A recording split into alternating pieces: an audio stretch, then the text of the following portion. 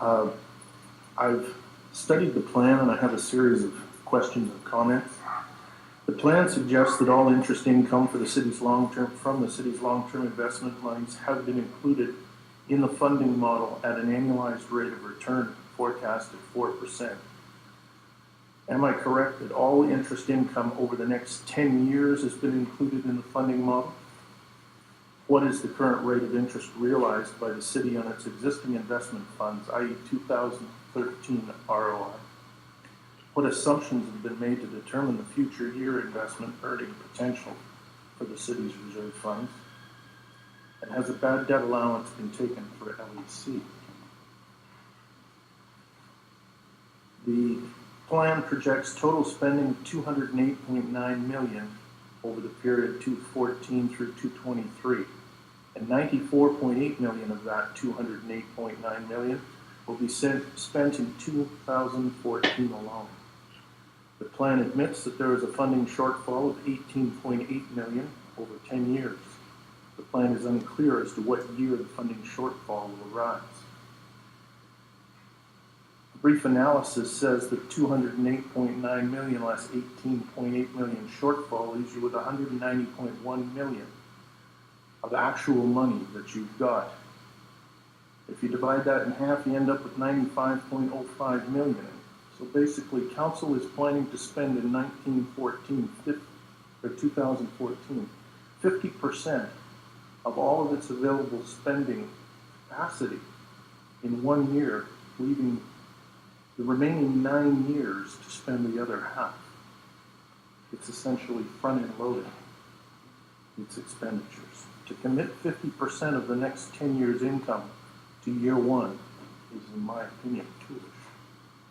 Council's course essentially leaves each future council with little or no spending flexibility beyond essentials, because to alter course at a later date will potentially result in thrown away value for investments planned and made by this council in the 2014 period.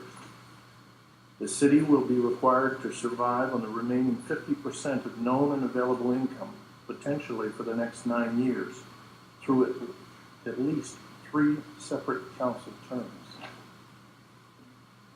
LEC. How much of the $12 million earmarked for 2014 has already been spent in 2013 fiscal period without staff actually coming before council for spending authority? My understanding is that the city is performing work on behalf of LEC, issuing invoices to LEC for this work, and LEC is unable to pay these invoices. Is this correct? My understanding is that the city is contemplating turning these non-performing LEC receivables into long-term debt obligations or loans.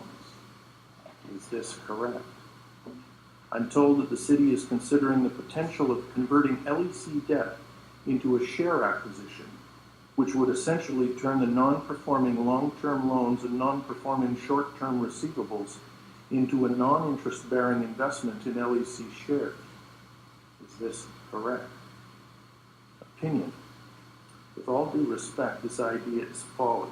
When you already own 100% of a thing, and then dilute the share pool so you can buy more, your aim must be to camouflage the fact that the loans, short-term receivables, are non-performing, and your real objective is to relieve the debtor of an obligation to pay interest on monies borrowed.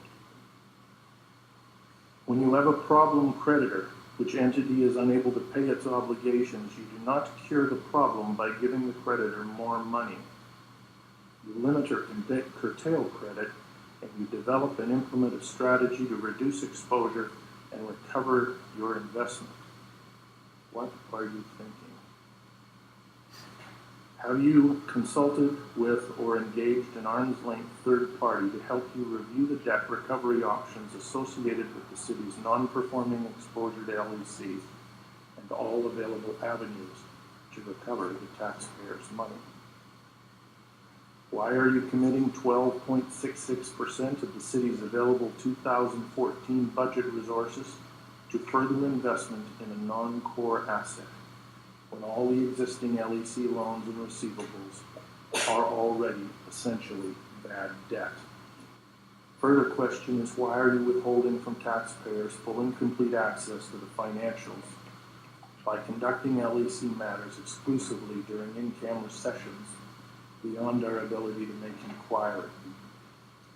On other points, if you canvass the vast majority of residents regarding the single largest impact currently affecting their quality of life as a resident of the City of North Vancouver, the issue which is most predominantly disclosed is vehicle traffic. I would note that Councillor Clark mentioned that himself tonight before we began. Traffic on Marine Drive, Keith Road, Lonsdale, Highway 1, Main Street, Mountain Highway, Lynn Valley Road, Low Level Road, 1st and 3rd Streets, 1st and 2nd Island Bridges. We are all frustrated with the lack of transportation plan. I note the city's population forecast in 2013 is almost equal to the 2033 population plan previously forecast. We're now 20 years ahead of our population growth plan. I also note the 2014 through 23 plan has no transportation planning monies until 2016, and no meaningful amount until 2018, 5 years out. Why is transportation planning receiving such a low priority by this council when it is such a large issue for city residents? We have potable water pipe in the ground that was put there in 1913, 100 years ago. We have freshwater pipe leaking at 17th and Grand Boulevard as we speak, and have had for over a week. Yet no one has taken steps to fix this water leak. The city's current solution is to dump a pile of salt on it so that it won't freeze and cause a motor vehicle accident. Where is the budget in these capital monies to replace this essential potable water delivery system? Do we have a long-term replacement plan for the potable water system? Where is it? And how much will it cost? And how is the water system replacement to be funded? The single largest capital project on the horizon for city residents is the new wastewater treatment facility to replace the existing Lions Gate facility. The proposed plan does not allocate monies to the wastewater treatment replacement project. Why? How do you intend to fund this project? Are you forecasting a new tax or a levy outside the proposed funding plan? Harry Jerome. It's my understanding that the $8 million in the plan for Harry Jerome is a placekeeping funding allocation. But the plan also says that the 2014 funds are expected to be spent in 2014, which is at odds with the placekeeping concept. How much of the $8 million will be spent for planning purposes in 2014, and when will approval for this expenditure be sought? At FC attachment 2 at page 3, it appears the city intends to drain 10 of 22 reserve funds to zero value, or $1, and reduce the balance in most other reserves substantially. Overall, city reserve funds will drop by 50% in 1 year. To appropriate and or consume 50% of all the city's reserve funds for planning use or planned use in a single fiscal year is inappropriate conduct by any council at any time. If you flip over the page, you will see where the numbers come from. They're out of your budget. The opening balance, PTA, which is projected total available, which includes the monies that will come in 2014. Those are the old opening balances from the report, the closing balances, and the difference. And it is a net reduction of 50%. And as I said, 10 of the accounts will drop to $0 or $1. The 2014 plan is a total allocation of $5.6 million, of which only $1.337 million has been allocated to paving. That's the streets and transportation budget. Previously, we were told by Mr. Tolston that the utilities did not pay the cost of road repairs when disturbing city streets and infrastructure.